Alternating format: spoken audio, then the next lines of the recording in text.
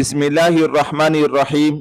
आज की इस वीडियो में मैं आप हजरात के सामने ज़कात के मुतालिक 5 बातें अर्ज करूंगा। इस वीडियो को आखिर तक लाजमी सुन लीजिएगा। पहली बात, ज़कात किन चीज़ों पर वाजिब होती है। दूसरी बात, ज़कात कब वाजिब होती है। तीसरी बात, ज़कात कितनी देनी पड़ती है। चौथी बात, ज़कात किन को देना अफजल है। और पांचवी बात, ज़कात का मकसद क्या है। पहली बात, ज़कात किन चीज़ों पर वाजिब होती है। सोना, चांदी, माल तिजारत, नकदी रुपया। बाकी जानवर वगैरह की बात नहीं कर रहा हूँ, वो अलग हिसाब किताब है। दूसरी बात, ज़कात कब वाजिब होती है। सोने पर ज़कात उस वक्त वाजिब होगी जब उसकी मिकदार 7.5 तोला सोना हो। चांदी पर उस वक्त वाजिब होगी जब 52.5 तोला चांदी हो। और माली तिजारत और नकदी, इन दोनों की मिकदार अगर 52.5 तोला चांदी तक पहुंच जाए तो उन पर भी ज़कात वाजिब हो जाती है।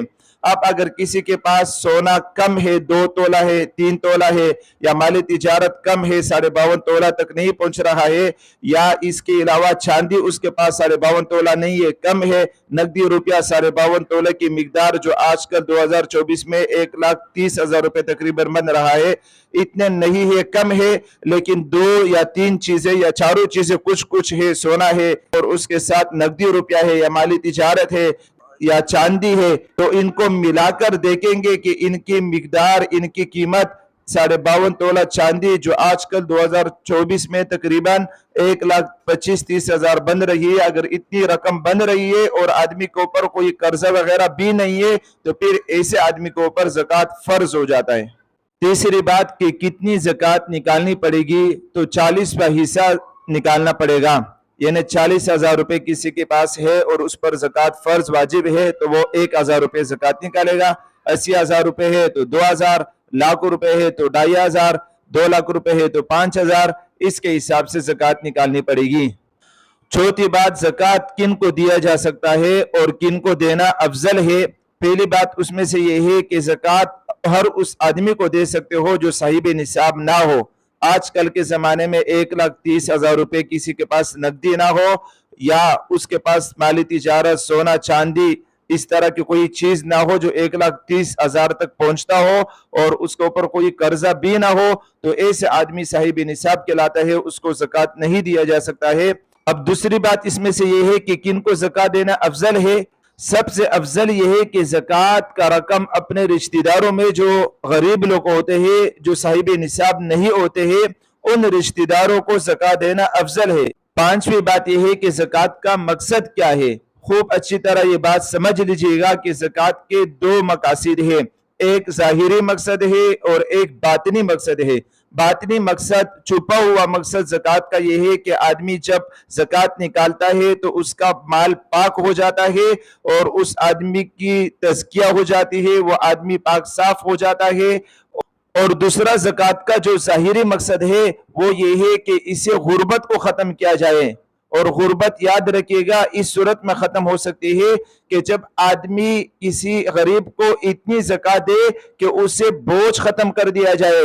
और बोझ आजकल के ज़माने में 10, 15, 20, 30,000 पे ख़त्म नहीं होती है, बोझ इस तरह उतारा जाता है, इस तरह ख़त्म किया जाता है। गुर्बत ज़कात के ज़रिए इस तरह ख़त्म की जाती है कि एक आदमी के ऊपर 4-5 लाख रुपए कर्जा है और वो साहिब निसाब नहीं है, मुस्तहिकीन ज़कात में से है, तो उसको 4-5 लाख रुपए ज़कात के दे दिए जाए और उसका पूरा कर्जा उतार दिया जाए।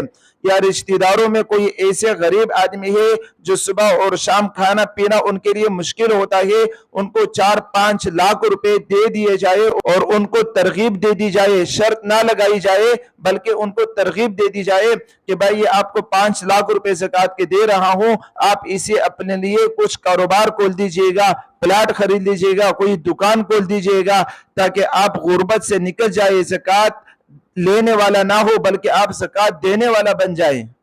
या आपके रिश्तेदार पड़ोस में ऐसे कोई आदमी है जिनके पास कोई रकम नहीं है, गरीब है, मुस्तहिकीन ज़कात में से है, और उनके सामने शादी का प्रोग्राम आ रहा है, उनके पास पैसे नहीं है, उनको 5-4 लाख रुपए दे दिया जाए, उनका पूरा बोझ उतार दिया जाए ज़कात के जरिए। खैर किसी भी तरह अपने मुसलमान भाई का, खासकर रिश्तेदार ना हो, तो फिर वो अफराद जिनको ऊपर कर्जा है उन लोगों का बोझ को उतारना और पूरा कामिल उतारना, 4-5 लाख रुपए ज़कात देकर उनकी पूरी मदद करना, ये ज़कात का मकसद है। मुख्तसर से दो वाक़यात सुनाता हूँ। हज़रत उमर रज़ियल्लाहु तआला अन्हु के पास हज़रत मुआज़ बिन जबल रज़ियल्लाहु तआला अन्हु तशरीफ लाए किसी मुल्क की तरफ से। उन्होंने ज़कात की रकम पेश की हज़रत उमर रज़ियल्लाहु तआला अन्हु को कि ये मैंने फलां मुल्क वालों से ज़कात की रकम लेकर आया हूँ। हज़रत उमर रज़ियल्लाहु तआला अन्हु ने फरमाया कि आपने ये रकम उनको दी क्यों नहीं है, लोगों में आपने तकसीम क्यों नहीं किए? तो उन्होंने कहा कि हजरत उस मुल्क में तो कोई ज़कात लेने वाले थे ही नहीं, सब साहिब निसाब थे। तो इसका मतलब ये है कि वो लोग भी ऐसी करते थे कि लोगों को इतनी ज़कात की रकम दिया करते थे कि उनसे मुकम्मल बोझ खत्म हो जाए, गुर्बत खत्म हो जाए। इसी तरह हजरत उमर बिन अब्दुल अजीज रहमतुल्लाह के ज़माने में उनके हुकूमत में कोई मुसलमान ऐसे नहीं होता था जो साहिब निसाब नहीं होता था, जो ज़कात लेने वाला होता था, ऐसे कोई मुसलमान नहीं मिलता था। क्यों? क्योंकि वो लोग भी ऐसे ही करते थे कि जो गरीब होते थे उनको इतनी रकम दी जाती थी, चाहे ज़कात की हो या चाहे ज़कात के अलावा हो, कि वो अपने कारोबार खोल दिया करते थे, वो इधर उधर से लोगों से भीख नहीं मांगना पड़ता था।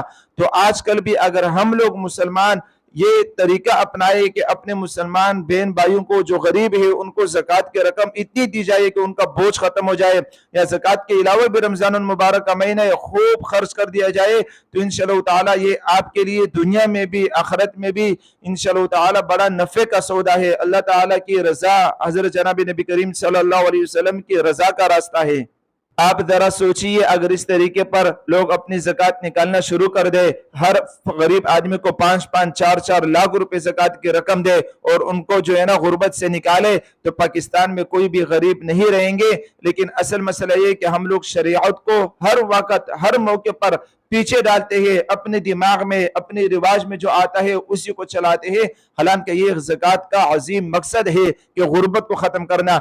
मुझे उम्मीद है कि आपको ये वीडियो अच्छी लगी होगी। इसको खूब शेयर कर दीजिएगा, हौसला अफजाई के लिए लाइक भी कर दीजिएगा, और साथ में यूट्यूब चैनल पर अगर आप ये वीडियो देख रहे हो तो सब्सक्राइब भी कर दीजिएगा। अगर आप फेसबुक पर इस वीडियो को देख रहे हो तो ऊपर मैंने यूट्यूब चैनल की लिंक भेजी हुई है, आप उसको भी क्लिक कर दीजिएगा ताकि आप यूट्यूब में जाकर इस वीडियो को देख भी लीजिएगा और सब्सक्राइब भी कर दीजिएगा ताकि हर आने वाली वीडियो आपको मिलती रहे। जज़ाकल्लाहु खैरा।